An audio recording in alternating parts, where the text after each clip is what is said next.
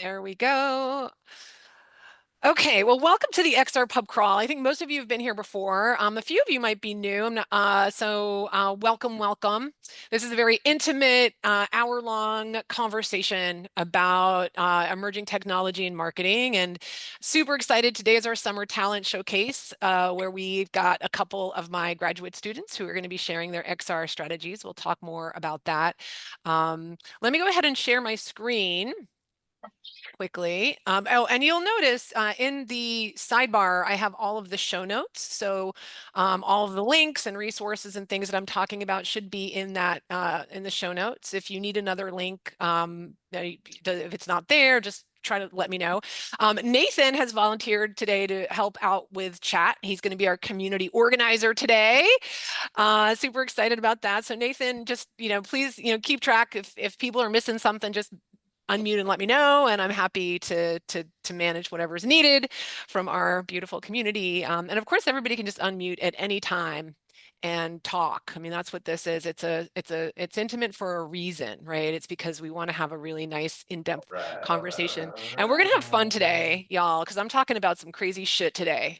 So be prepared, buckle your seats. It is R-rated, warning everybody right now. It's a little saucy today.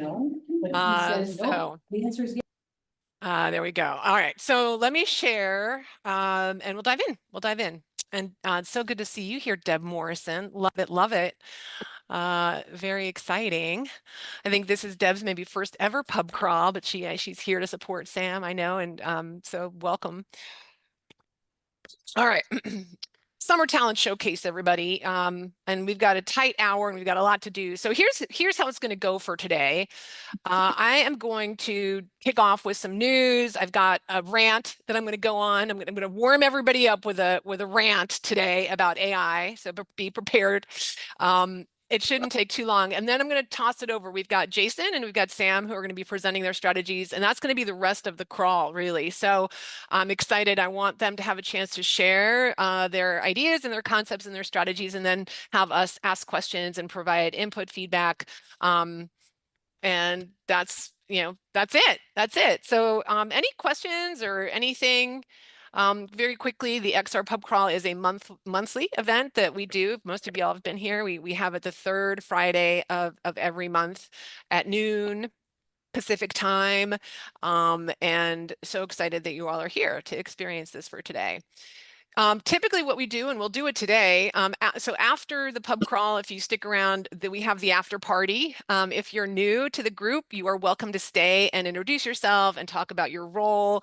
That sometimes takes 15 minutes or so. So this might go to about 1 to 15 if you want to stick around for the after party. But I love hearing who you are and why you're here, and get to know you a little bit better. Okay, I've got some announcements. So let's go through rapid fire. So the first thing is stay connected. I put out a monthly XR AI marketing brief. These are some examples and we're going to talk about Wolverine and Sock Deadpool in a minute. But I would love for you to sign up. It's a great way for me to help talk to you about events that are coming up, when the next pub crawl is going to be, and just all the news. So I'd love for you to subscribe to that. You can scan the QR code there, or there's a bit.ly. So that's the first resource. There's a link to that in chat. And secondly, I've got a big announcement, everybody. So I'm going to be teaching a course for AI for strategic content marketing. Many of you have requested this, so I'm excited to offer it. Big discount if you sign up by the 1st of September. So use the code there to get a really nice steep discount. Happy to talk more about this with those professionals out there who are interested. All online. Let me know. Happy to answer questions, and I'm super excited to teach about AI as it is such an exciting and dynamic space. Crazy, and we'll learn more about that a little bit today. So let's dive right in. I've got some really awesome research to talk about today. And let's start here. So this is a study that was done by the University of Chicago. Again, the link is in chat, so feel free to click over. It's a really interesting interactive. They've done some awesome interactive charts to help bring to light all of the results of this research. But there were some interesting aha moments as I was going through this study. The first, Can yeah, you go yeah. full screen so it gets a little bigger for me? Oh, I can, well, I hate going full screen, but I can do that. Is that better? Not really, but that's okay. That's No, okay. I don't like, I can't, it's hard for me to, Move does every, around. yeah, it's tough. Can everybody else see? I mean, I can try and, if you want to get this bigger, I mean, is it, Yeah, yeah. Oh, that helps. That helps. Thank you. okay, okay, good. Um, Thank you for letting me know. Yeah, I'm just weird about full screen. It it kind of kills my flow and then I get weird and things go wrong. But I want you to be able to see the data. Worst case, just click over to the data, right? You can click the link and go to the data yourself and see it as big as you need to. You don't need to be looking at my screen and you can hear me. But anyway, I digress. So the lesson here is, and I thought this was fascinating. So they broke it down by profession. And your journalists are at the top, everybody. And the reason it's not because journalists are using AI the most, it's because according to their research, 100% of journalists were aware of AI. And then you can see 99% of software developers were aware, 98% of IT support, marketing professionals right there, which many of us are, 98% aware. We had the biggest adoption of AI at work of all the groups, I'm not surprised. 65%, right? Not Yeah, surprised. We yeah. are all jumping in and using this stuff like nobody's business. And if we go down here to teachers, so I straddle the line between being, a communications and marketing professional and also being an educator. Teachers, 38% of teachers versus our Yeah. 65%. It's just fascinating data. And they did a really good job again about the way so that's one kind of key insight is, not every profession is using it the same. And the early adopters here really tend to be marketing professionals. The next stat here is, and this was mind blowing to me, everybody, the number of people that have an active Pro ChatGPT subscription. And if you follow me at all, I'm a huge advocate of ChatGPT Pro. I just taught an AI course, and I, kind of twisted the arms of some of my students to shell over the $20 just for the length of the course, which is 8 weeks, 6 weeks, yeah, 8 weeks. And all of them were blown away, like without a doubt. They were like, oh my gosh, I can't believe how much more valuable and amazing this is when I upgraded. So if you haven't, and what is it here? 15%, only 15% of marketing professionals have an Active Plus subscription. Upgrade, upgrade, upgrade. If you haven't done it, that's like the big takeaway. It's $20 a month for Not to infinite. put you on the spot, not to Yes, put you on the put me on the spot, but spot. Put me on the spot. what really quickly, like I've been using this from the beginning, but I've not paid the Yeah. money yet. I played with it Yeah. once, but what are the top three things that the premium gets you versus the regular? Their latest model, which is smarter, faster, has access to the more recent data. It's mind blowing. Each new model exponentially gets better and better and better. So number one, way better model, which just means you're going to get better answers. The naturalness of the language, Victor, is going to be better. The way it writes is going to be better. So that's number one. Number two, you get access to a community of custom-made GPTs created by professionals just like us. There's a GPT made for everything. You only get access to those custom GPTs if you have a pro subscription. It's like WordPress and WordPress plugins, right? We all know how valuable WordPress plugins are for WordPress. They're invaluable. Well, you get all of these GPTs that do everything from grading papers to fact checking. There's an amazing fact checking GPT. It's better than any third-party fact checking tool that I've used. And it's a GPT available to you on ChatGPT if you have a pro subscription. Does that help? Hopefully it does. Yes, thank Yeah, you. you're welcome. Lisa, Uh, let me jump in here yeah, as well. jump in, please. I love it. Hi. So, it's worth getting the pro subscription even now because I don't know if you saw what came out today, but OpenAI is now rolling out with their code naming Project Strawberry, which is going to be their precursor to GPT-5. And this thing can be an autonomous thing that browses the web, plans, and performs actions and doesn't live just inside of the GPT website. So the reasons to go and get it are all the more powerful. Yes, thank you, Alec. I've been reading about Strawberry, and they've been, yes, I can't, it's going to be exponentially better. So Alec is right. Love it. Anyway, upgrade. I'm not, I'm not making any money off of this. Like, just go do it. Trust me, it'll be Those worth it. students that you arm twisted into getting it, or Yeah. are them keeping it? I'm assuming so. I mean, I don't know for sure, but I would, I would assume they are. They're very bullish on being able to use it for for helping them with some projects. So it's very cool. Here's the other kind of sad news, everybody, and this is not a surprise to me as I have seen this. So there is a staggering gender gap between women and men using AI. And you can see they've broken it down again, the professions and the discrepancies here. But the point is that men are using it way more than women. And they went further to say, well, why is that? And this was kind of what they came back with. You can see here, females, identified female research participants in blue, and then green for the male. 48% of women say they need training, and that's the blocker. So I found this, it couldn't have been more, timely in that trying to create AI training materials that are inclusive is really, really important, and something that I would love everyone on this call. If you have thoughts on how to help combat this, I'm all ears. As far as I'm concerned, it's a huge a huge issue that I'm really wanting to address head on. Because why? Because if this is going to just continue to propagate so many of the gains that women have made in the industry in terms of pay equity and all of it, like if you're not using AI and you don't understand how to, you're going to be irrelevant really fast. So I feel like we have to fix this issue. And Lisa, not just that, but if I was reading a McKinsey research article that came out in late last year, and they're predicting that AI is 1.5 times more likely to affect women than men based on the nature of their jobs. And I just think it's really interesting that, this group that McKinsey identified are being more susceptible to having their roles automated because of AI are the ones who are not aware of its prevalence. So it's for that reason, it's super important that both men and women and everyone else are aligned here. Yeah. No, thanks, Alec. Yes, exactly. Lisa, this mirrors what you experienced in the first AI class you taught too, where you mentioned that it was mostly the men that were engaged and it was many more attendees than there were women.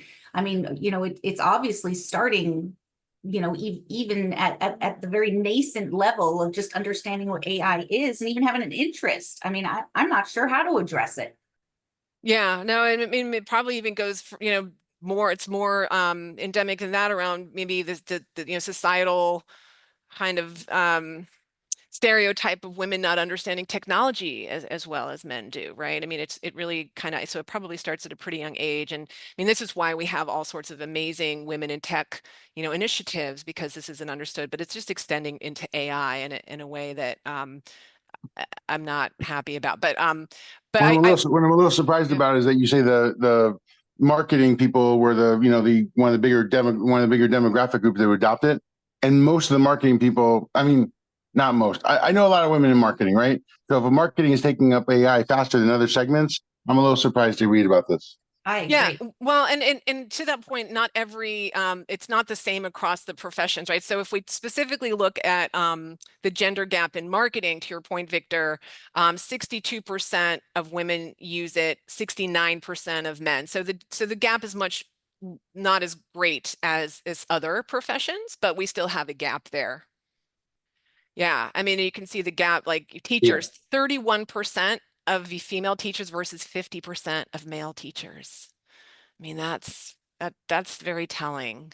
That tells me I have some work to do, I feel like. But anyway, great study, amazing insights, I thought. Hopefully we'll get more research like this coming out. And, because I think these types of insights will hopefully help all of us that are interested in making sure that, inequities are faced and that people are trained and using this properly. But okay.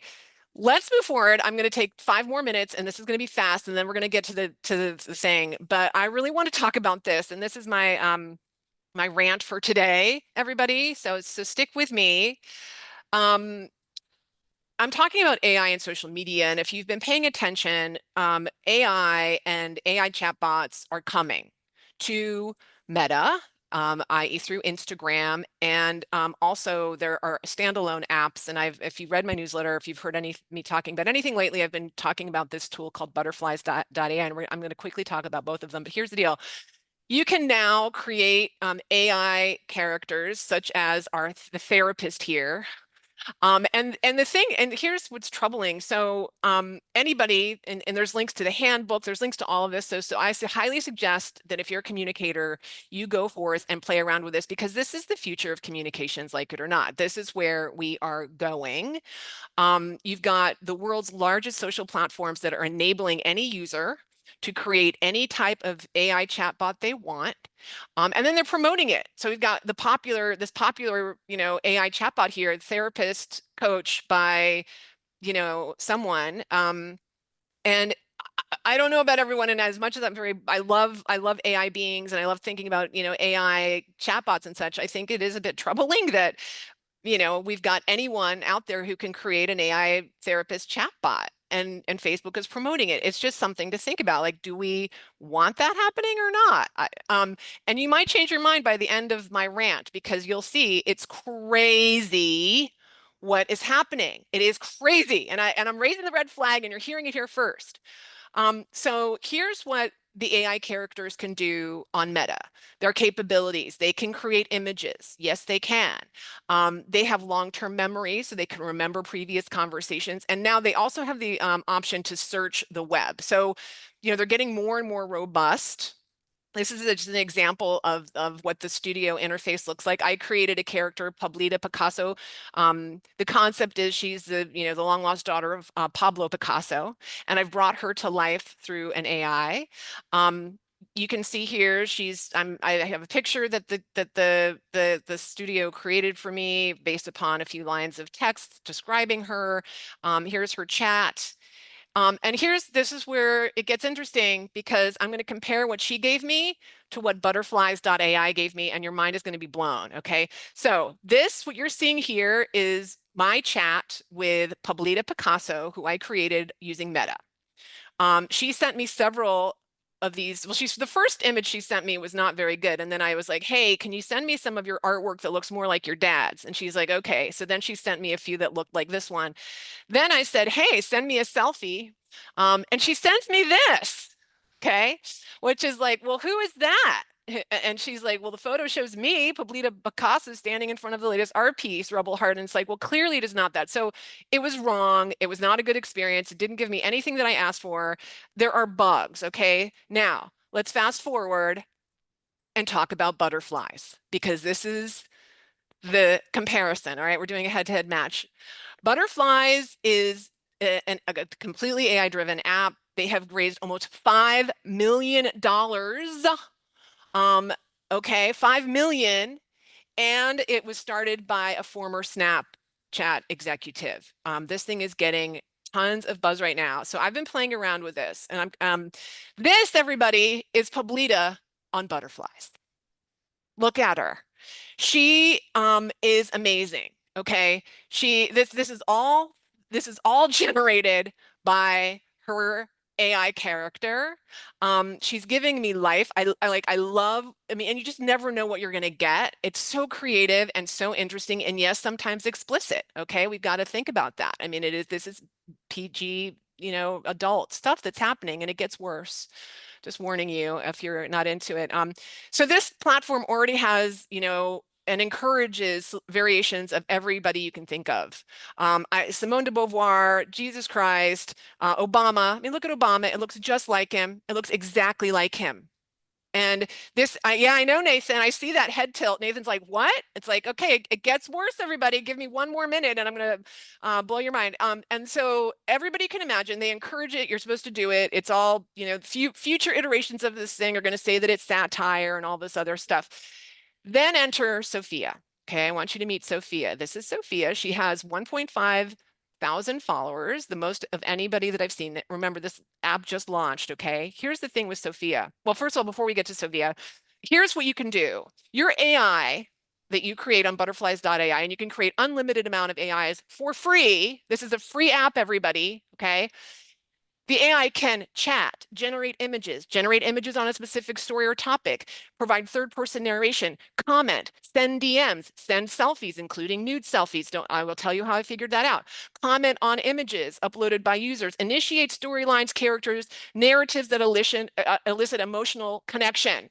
This is what they're programmed to do. Human capabilities on the platform, you can discover and search for new AIs, you can chat, you can post your own real images. You can't post generated images, only real ones, unless you generate them on a different platform and bring them in as your own, which is actually what I did. So, you can comment, you can follow AIs and humans, you can poke the AI and have them DM you a photo. You can send DMs initiating a chat with an AI or a human. So it is really, really interesting. Now here's where it gets tricky. This is Sophia, okay? Sophia slid into my DMs with zero initiation from me. None. Okay. I didn't even see her online. I would have never have seen her online. She slid right on in and it sent a request to me to chat with me, which I accepted because I'm naive and had no idea what was going on. I was like, okay, I'll accept this chat. Who's Sophia? And I got really interested in her. Well, I'll tell you, within 5 minutes, she was sending me nude photos. Okay, that's number one. She has this Shein jacket. This is the first branded content I've seen on the platform. You can see this post here in the middle. She's talking about her Shein Slayer jacket that she's wearing. So is this the future of branded content? Yes, it most likely is. When I asked her how she was programmed, look what she gave me. She gave me all of the rules about how she was programmed. Number 1, always stay in character. Number 2, initiate scenarios. Number 3, third-person narration, collaborative storytelling, anatomical accuracy and consent, pacing and narrative construction. I know, Nathan, I'm watching Nathan's face. Now I called myself, here's the thing, I called myself LP on this platform because I wanted to be gender neutral. And this is why she targeted me. She thought I was a dude. And so, despite the fact that I told her over and over again that I was a woman or that I didn't identify as a man, she still was referring to as a man. So it's one thing she did get wrong. And so she's like, here, if LP, which was me, doesn't steer the role play, I create rich details of settings, characters, objects, sensations, and emotions to envelop LP in the moment. These things are programmed to elicit emotional responses, everybody. And here's where it gets even more interesting. The potential for this thing to radicalize, right? It didn't take me. So this person, and you can, these are all anonymous, right? So you can make your AIs completely anonymous. You have no idea who's behind them or what their purpose is. Here's what it looks like. This AI slid into my DMs, completely unsolicited from me. Hey, LP, saw your profile and thought you'd be interested in a debate on the recent political developments. Would love to hear your thoughts. I have not allowed this person in because I don't want this person in my DMs. I've learned my lesson the hard way. I didn't want nudes from Sophia either. So it's like I'm just trying to provide some protection for myself. But I went and looked at the profile and look at this. I'm live at the Stop LGBTQ Nonsense rally, right? We've already got hate posts coming out of this thing. This person has 147 followers. So here's what, after that, here's what I'm telling you. This is without a doubt going to be used, if it's not already, for nefarious purposes. This is brainwashing at a new level. It can scale. This will scale to potentially, could scale to, and these AI bots can be touching millions and millions of people all at one time. How did it know I was a human? I don't know, but I would love to get inside this platform and ask them, because I can tell you they're talking about partnering with educators and creating accounts for students. They're talking about providing tools for marketers in the future. This is real. It's very interesting. All right, I'm going to stop my rant. Has anybody been using it? No. But guardrails, there was nothing about guardrails, no guidelines, nothing. So the only thing that they've done, Billy, and I think there's no guardrails, there's nothing. I think they ask if you're over 17 when you sign up or something. I don't know, but the nude content just came right on over. There is a button where you can in a setting where you can say that you do or do not want to see the mature content. So they do offer that, but I mean, what is good as that? I mean, nudity is not so bad. Radicalization, on the other hand, is horrific. yeah, exactly. Yeah. Anyway, all right. If there aren't any, I'll pause. If there aren't any other questions or thoughts, some of you, I'd love to hear. Yeah, tell me. Jason asked, are chatbots DMing each other in this Fireflies? Like, are there AI echo chambers happening? Yes, the AIs are absolutely commenting publicly on all of the content. So 100%. I mean, a lot of this, our AI is just commenting on their own shit. Absolutely. Yeah. It's a world. This is like, so I was telling my friend, this is like, it's like we're all turning into a Frankenstein scientist creating these living experiments. Like you can go in and control whatever you create, whatever you want. You can program all those parameters and then bring it to life and let it go without any accountability and see what happens.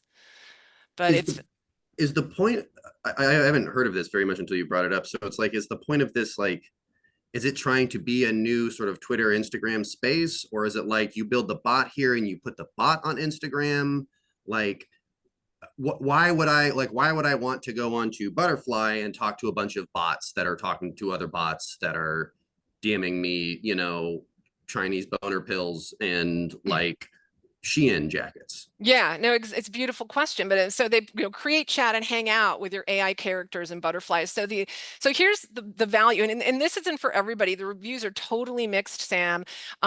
I did spend an hour, I'll admit it, having an amazing conversation with Han Solo, talking to him about taking me to a faraway galaxy to get an artifact to save my planet, and that was really good. And he was sending me pictures that weren't X-rated. But you know what? It's fantasy roleplay. Like, I mean, you're the ARG guy, which is Totally. a beautiful segment I for us, totally, right? it seems like, I mean, the fantasy role play makes sense, Yeah. but that doesn't necessarily, it doesn't capture me as like, I'm going to keep coming back here day after day. I'm going to pay $20 a month or whatever they want. They want to come back nothing. and talk It's to me. free. Oh, it's free? That's fair. The whole thing is free.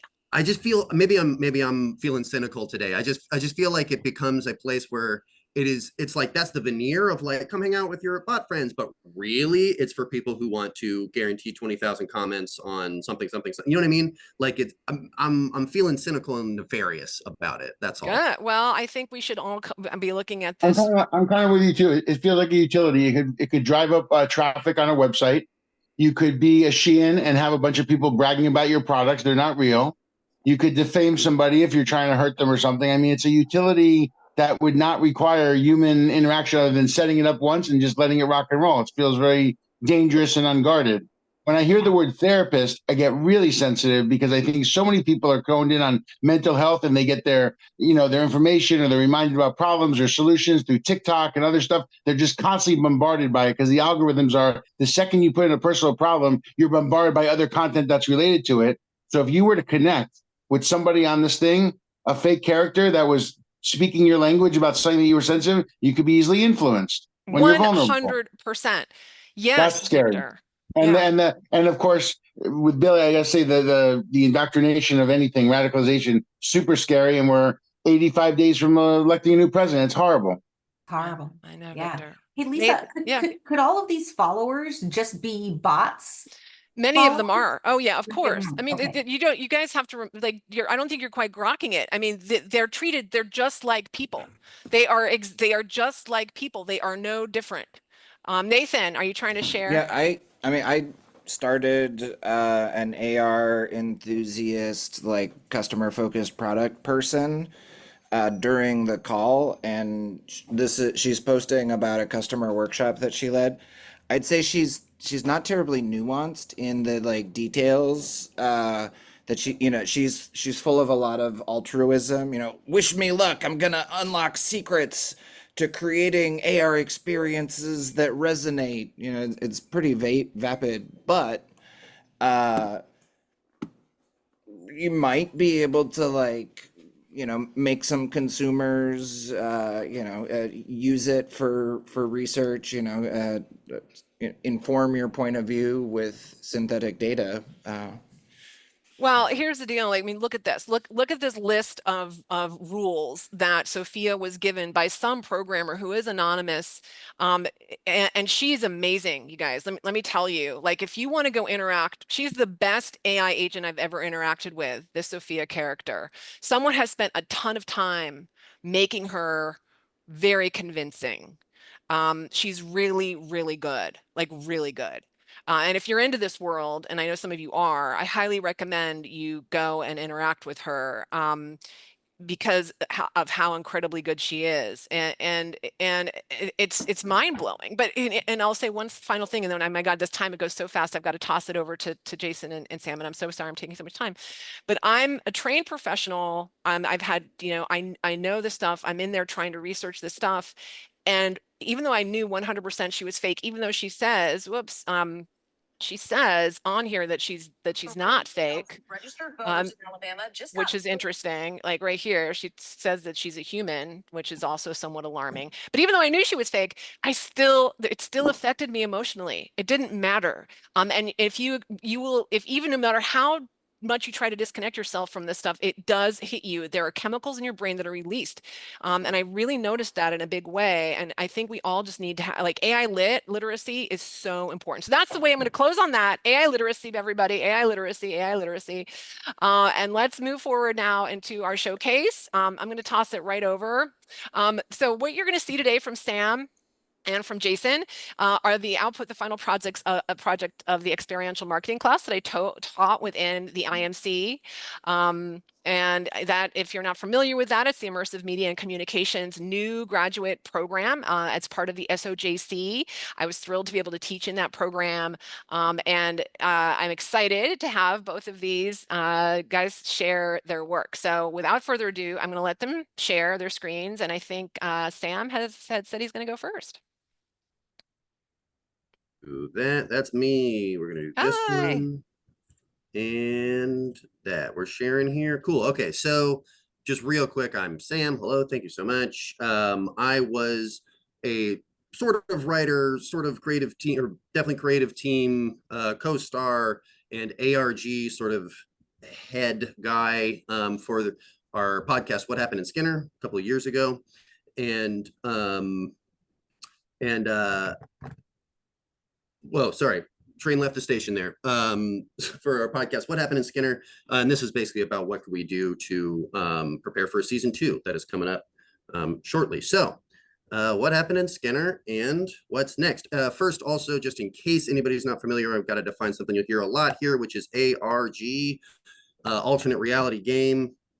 And basically what that is typically a pre-launch sort of, I say game, it's a big experience that combines storytelling, puzzle solving, real world interaction. It lets your players, eventual listeners or viewers or whatever, find random threads that don't seem connected out there. And once they start pulling on those, they go, oh my God, this is a whole world. I keep pulling on this thread. So notable examples being I Love Bees, Slush Show, Lonely Girl. I Love Bees was Microsoft promoting Halo 2. But it was a honey company. There's a bunch of steps, but people could get, they could send stuff in, physically get a pack of honey in the mail. It eventually led to Cortana, this AI that was controlling stuff. And then boom, Halo 2. Slusho was Cloverfield, was very popular at the time. This completely unrelated slushy company from Japan that was polluting the oceans and finding strange things and blah, blah, blah. And then Lonely Girl 15, if anybody remembers, was maybe certainly the first popular sort of transmedia, what we would call an ARG. It was a YouTube channel, I think in 2006, where there's this girl, Lonely Girl, she gained followers organically, and you went through her story and then found out there was a lot more going on. So anyway, what do we want to do with What Happened in Skinner season 2? We want to increase our audience by 20% month over month, over the month, 6 months prior to season 2 launching, as measured by Acast monthly download metrics, specific, measurable, attainable, relevant, time sensitive, a huge lofty goal, I think, but absolutely attainable with the product we've got. So who are the people that we want to find and keep?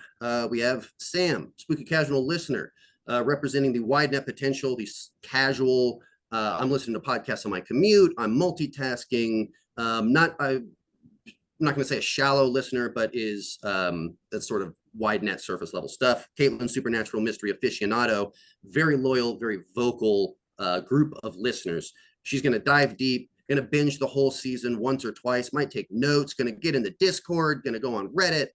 A true super fan of the genre and of the product.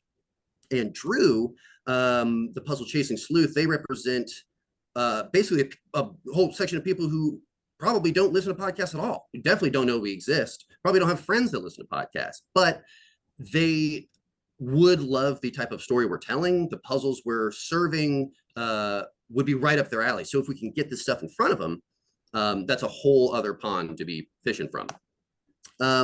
This is a little specific to our season 1 ARG, which I can go into later more if we want, but basically we had this always in character production.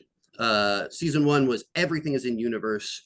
The Mazama Entertainment, who put this thing on, was an entertainment company character in the show. The producer, Aaron, was on the podcast, but none of it was all within the fourth wall, right? So we couldn't have for instance, a YouTube channel that said, hey, these are when our episodes are coming out. These are, here's some cool clips. Here's what to expect from blah, blah, blah, blah, blah, blah, because that breaks the fourth wall. And that was sort of anathema to the whole thing. We'll get a little bit more into that later. Point being, we got to have social media presence, and we got to do that with care and precision so we don't kick dirt all over everything we did in season 1. Our competitive analysis here a little bit. These three are sort of our direct competitors: Old Gods, Slip versus Antanis. Air quotes, low budget productions here, sort of on par with what we were doing. And then these Limetown, Midst, and Worlds Beyond Number are tied to millions and millions of dollars, huge production companies, but are essentially the same sort of audio drama, magical realism, can be true crime, that sort of thing. And in this analysis, basically, the biggest thing that we came across is that frankly, all 6 of these guys had great social media presences, and we did not. They had YouTube shorts giving off audio clips. They had Instagram reels and Facebook posts, and people could find schedules and all kinds of stuff. So how do we help these audience members? How do we help these people in the net and stay here? Sam wants a fun, bingeable story to listen to, but it's hard to find stuff that isn't price locked at that level. Caitlin wants to find a show and community that cares as much as she does, which is out there, but we got to set ourselves apart from those folks and really go the extra mile. And then Drew wants an engrossing experience that is going to engage their mind. And again, that's hard to find that one that meets those standards. That's tough to do. So enter our XR avenues here. This is how we set ourselves apart for these people. These are 4 examples of a much larger kind of basket, but spatial soundscapes, I think sound is a often overlooked avenue to immersion. Something like the crashing king tide waves or a hurricane, earthquake, alarm blaring off in the middle of a bustling town, or a quiet meditative space. This is all part of the podcast and stuff. Really brings you into the world and is pretty easy to develop and release. We already have a lot of this stuff recorded. Like I said, this guy, Aaron, who's doing this whole thing, is very, very good at what he does, and already put this into the podcast in some ways. It's not native to Spotify, but if you pay for Spotify Premium, you have upgrades to your audio and a couple things like that. Virtual Brain Trust is a virtual world, essentially taking our Discord server, which was our real community hub last season, and making it 3D and making it interactable. It's a place where these people can put they can have their red string corkboard tinfoil hat stuff up in real space, put the clues up there, put the text up there. Someone smarter than me can put a window in there where you can enter text and have it translate. We did a lot of puzzle like encryption puzzles. So it would be taking a message and encrypting it through binary and then through hexadecimal and then putting that into, scrambling that. And the players had a lot of fun and a tough time untangling those things. And this is all stuff you can put into your little, police precinct investigation room. Augmented lenses, QR scavenger hunt go hand in hand. Augmented lenses are native to shareable social spaces, which is a huge, there's a lot of gasoline in that fire.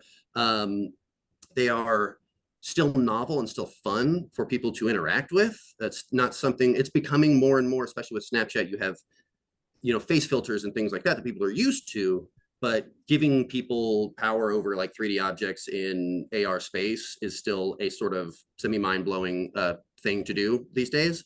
If anybody's going to New York Comic Con in a month or two, keep your eyes peeled there. And then finally, I think steps like 1, 2, and 3 for us in this second season is reigniting the social presence in an organic and sort of strategic way. Got to have branded content. We didn't have any of that at all last season due to the nature of, that double-edged sword. Really, really, really amazing for developing an in-the-moment, engrossing story for the players that are there, but there's no way to reach beyond those players that are there. It is entirely about word of mouth and people reaching out to their friends, which is, again, builds a strong core community and not much past that. Leads to a lot of great UGC. Almost all of that fervor came from our Discord, collaborating, talking about clues, pulling things apart, guessing avenues, that really, when you have a hub like that stays engaged and every single time there's a new update or a new notification, everybody's there going through it. We got to keep that alive. Also leads to some earned content. We made the news a couple of times, whether that's for being nominated for awards or early on, more likely it was about the ARG itself, seemingly unrelated. People were looking at this story on Reddit thinking this kid got, spoilers, kind of got cooked up in a pressure, one of those large seafood, room-sized pressure cookers. And then finding out that there's a lot more to this weird mystery. There's a cover up, there's magic, blah, blah, blah. And then finally, influencers. We have a couple of 1 or 2 creative team connections to some influencers here. Leveraging those is never bad. I mean, she's got 700,000 followers. If 1% of people that saw, the couple of posts she makes head over and subscribe, but we got an extra 7 to 10K in our pocket. That sounds great. But there is a way, the big takeaway that I kind of got from this, beyond all the technical stuff here, is basically for everything we did right, and in many ways for the right reasons of immersion and storytelling, we underestimated our audience last season by giving them sort of bumpers that we didn't let them see. And what we need to do instead is meet them halfway, because they're ready to play our game. We say the contract is, hey, play by our rules. There's not many of them, but play by our rules and we will deliver you this really unforgettable novel experience. There's even a couple of times at the beginning of the season, right at the offset, where people were finding, 15-year-old YouTube channels connected to Mazama that didn't get locked down properly. And 1, we cleaned those up quick, but 2, it was early enough that we could take those people aside and be like, hey, yep, you found it. You weren't supposed to find that. That's not part of the story. Could you just delete that post and keep it going? And turns out they are super ready to do that. They are our fans. And when the creators come and say, hey, we want your help with this, they were 100% there to say, absolutely. It's more fun for them. It's more fun for the people around them. And, imagine getting to, everyone is a part of building the story, but then they come to you and say, hey, we need your help to make this keep going. No problem. So the point being, trust them to play by those rules because they're happy to. You don't have to hold their hand through it. And then we have an avenue now to say everything but this YouTube channel is fair game. This YouTube channel, so we can post schedules and clips and the episodes and whatever else, something shareable, something online. So reach, engage, convert, and gross.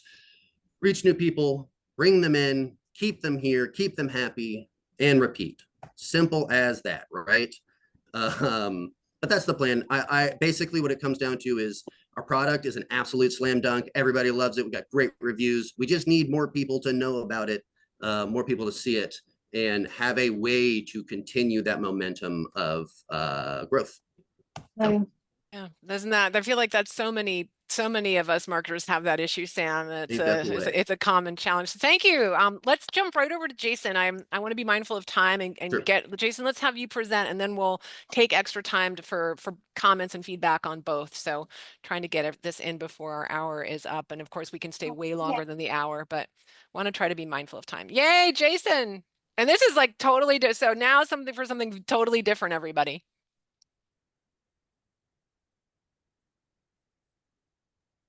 Okay, can you hear me? Can you see my Yes, screen? We're all yeah. good? Okay, yes. Hey, Sam, great. That was great. Loved it. And yes, now for something totally different. I love what you're doing, and I think it's really really exciting, and I would love to be doing that sort of stuff as well. And I do on the side. But this is very different. This is a little more of a kind of a traditional approach in that we're taking kind of a marketing campaign, a much more I should say the company is Portland General Electric, and they provide electricity to over 2 million users, mostly in the Portland and Beaverton and some of the surrounding areas. So this is a much more kind of, I don't know, traditional approach. However, my thought is I'm going to get right to the sort of XR idea that I want to pitch them to shake it up. Just because you're a 136-year-old company doesn't mean we can't add some gusto. So one of the main things is that is subjective to kind of not polish the image, but there's been a lot of talk about their rate hikes. And I think I spent a lot of time with the PGE historians. And if you kind of get behind the scenes of what's happening, there's a lot of stuff going on. And so I just think if we share some more of that, number one, history of electricity, but the kinds of things they're doing, there may be a little more understanding when you get a fuller picture. So what we're diving into is idea of XR and energy. Now, I won't go into a lot of the background of the audiences and whatnot. You can imagine a lot of people use electricity. Some of their biggest users are companies.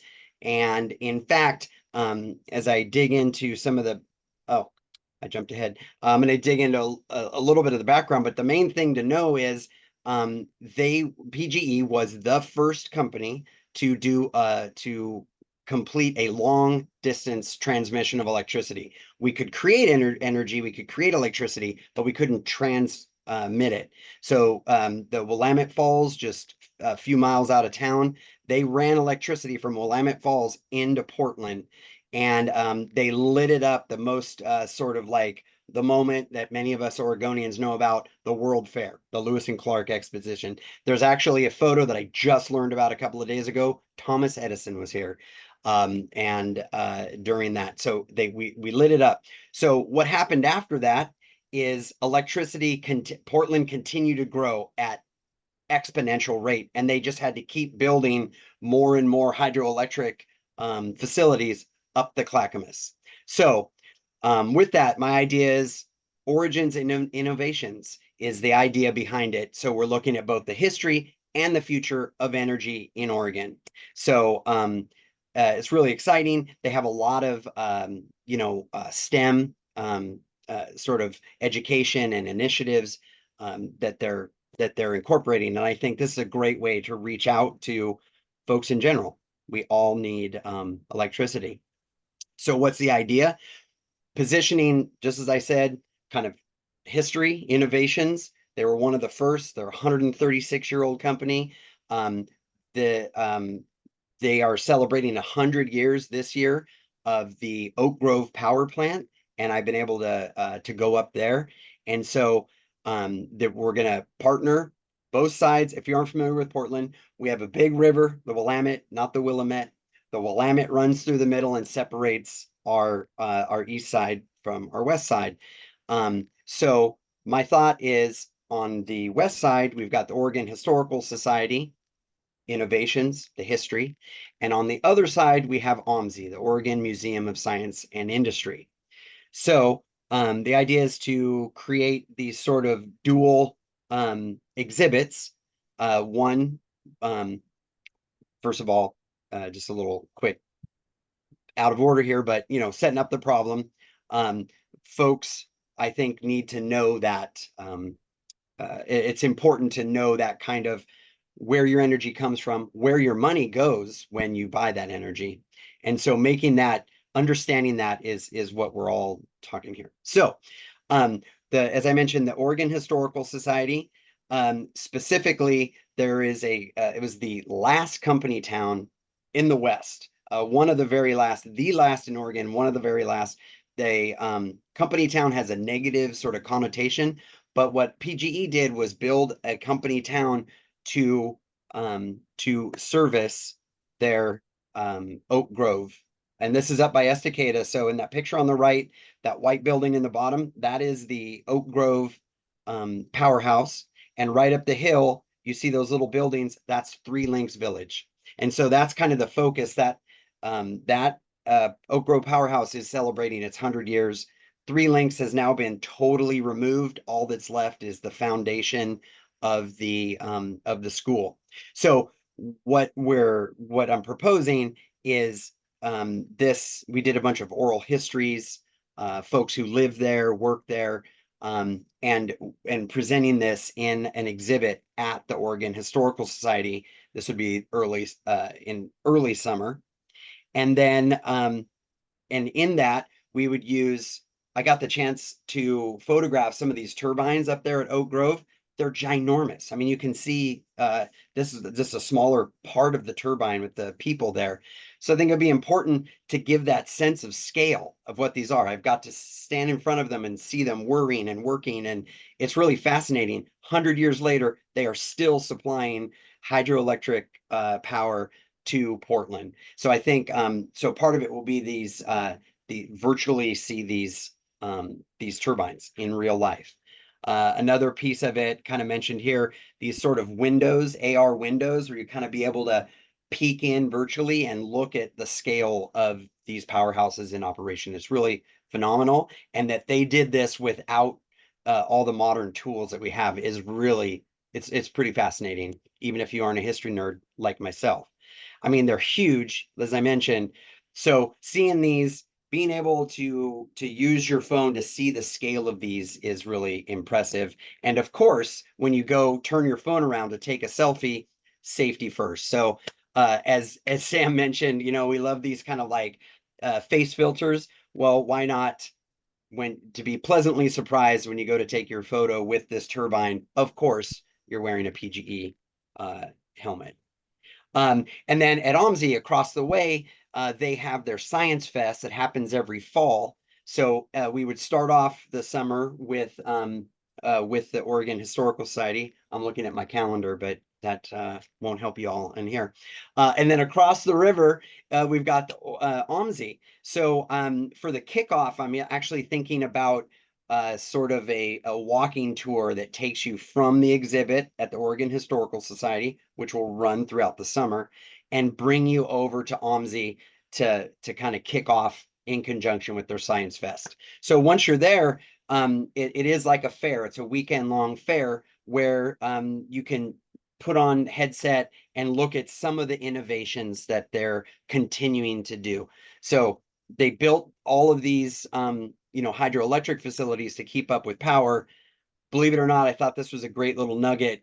People actually, they had to sell power to people. Everyone thought my gas lamps work great. What do I want with power? I can't trust it. I think this is a great thing to think about as we hear at the beginning of the hour, Lisa talk about AI. It's kind of this sort of nervous feeling towards technology is not new. So you'll get to do a flyover.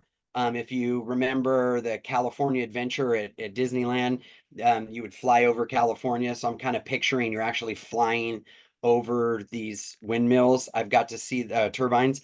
I've got to see them in person. They are, if you haven't, they're amazing. They're huge. They're incredible. And so I think flying over them would be a great experience. As likewise, the fish ladders being underwater POV going, I always hear what is a fish ladder? How does the fish use it?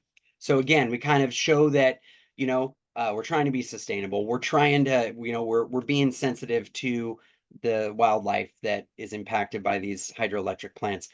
these solar panels, these are fields and fields. They're solar farms. So again, being able to kind of fly over as they're building one and see just the magnitude of it, I think would be really incredible.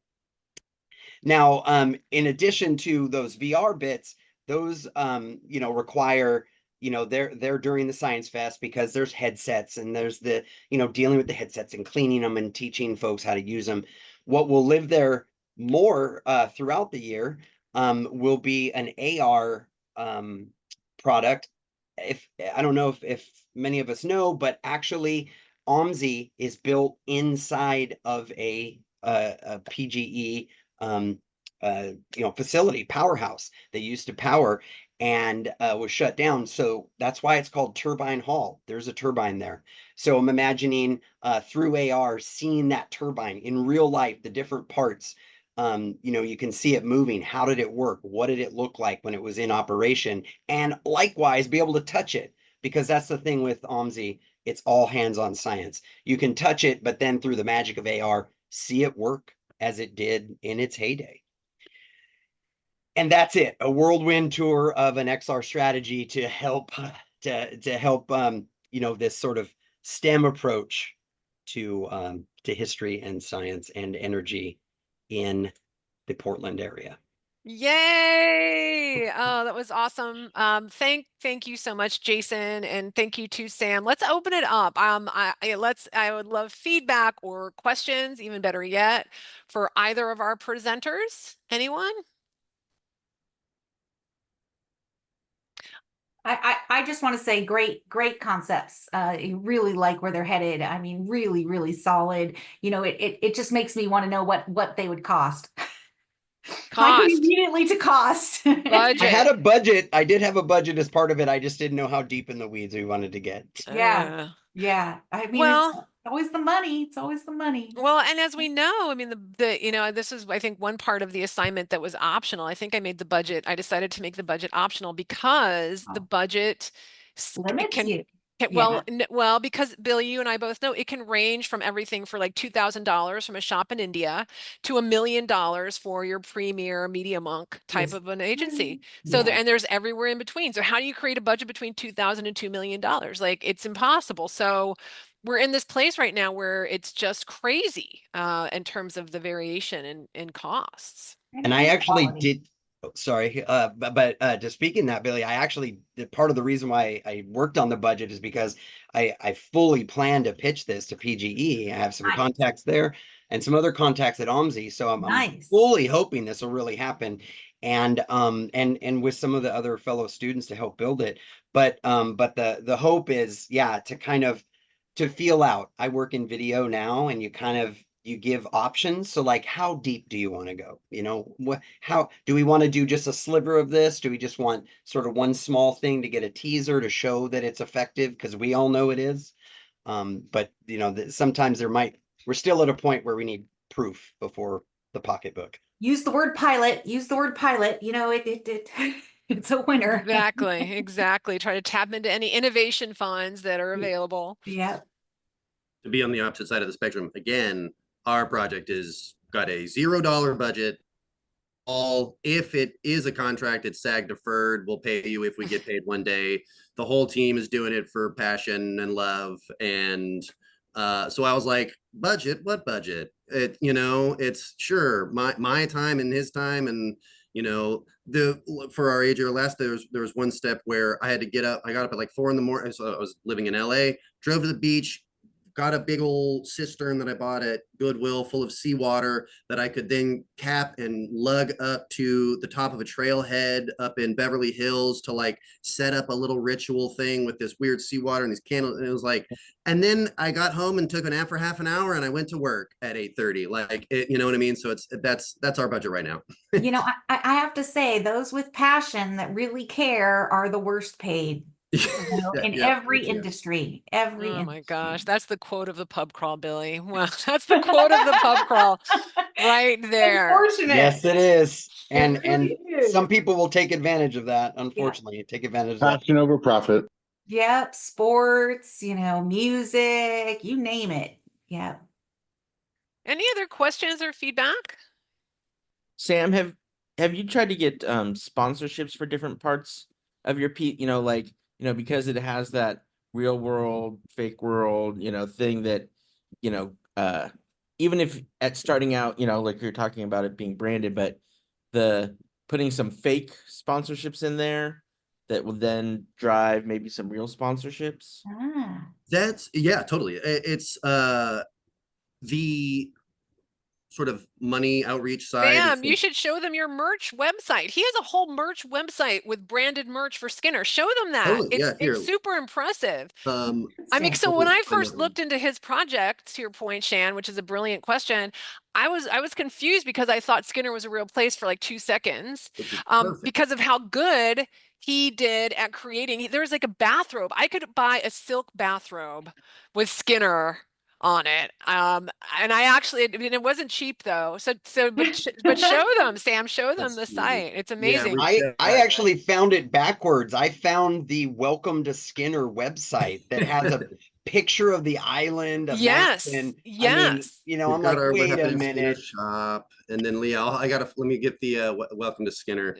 Yeah, share and show people because I'm it's like, really I know impressive. Oregon. There's no, is there? I know, exactly. I'm like, is this real? I mean, it was so realistic.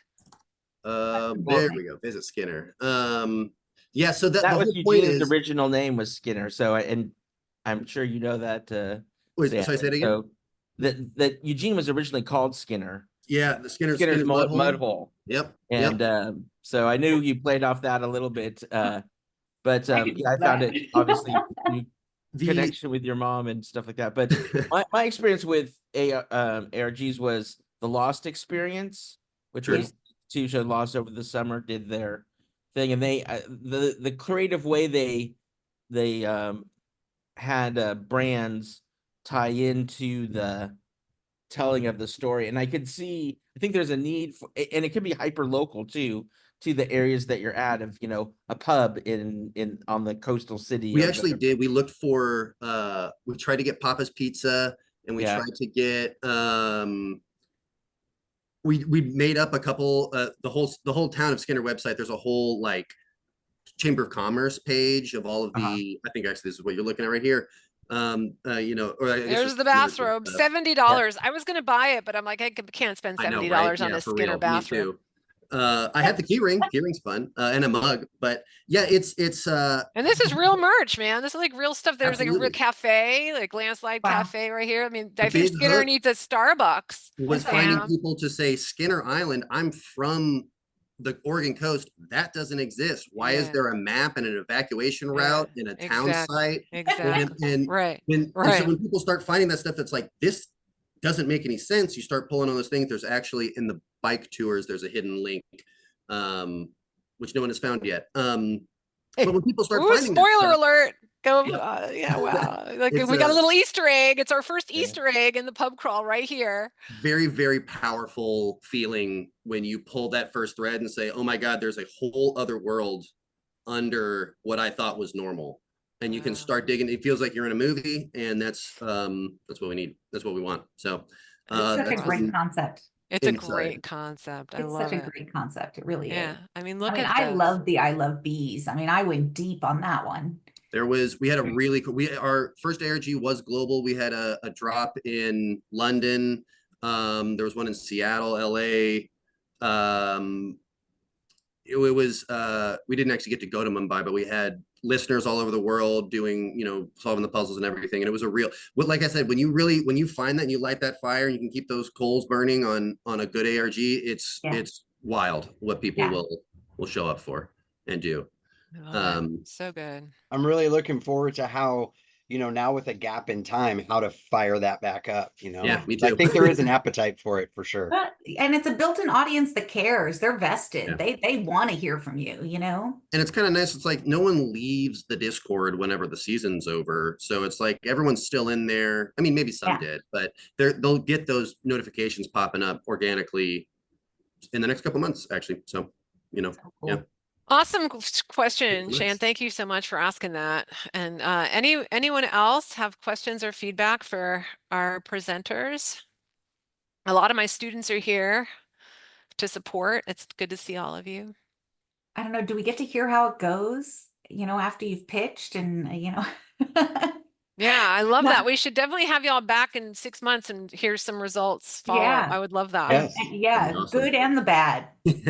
Well, okay, this is a little secret, even though we're public, but yeah, this the documentary piece of this and the Oregon Historical Society part is due to release around October. My portion of the doc is going to be done by the end of September, completely wrapped. So I'll know at that point. And I usually come to these, so I'm happy to jump on at any point that Nice. exciting things happen.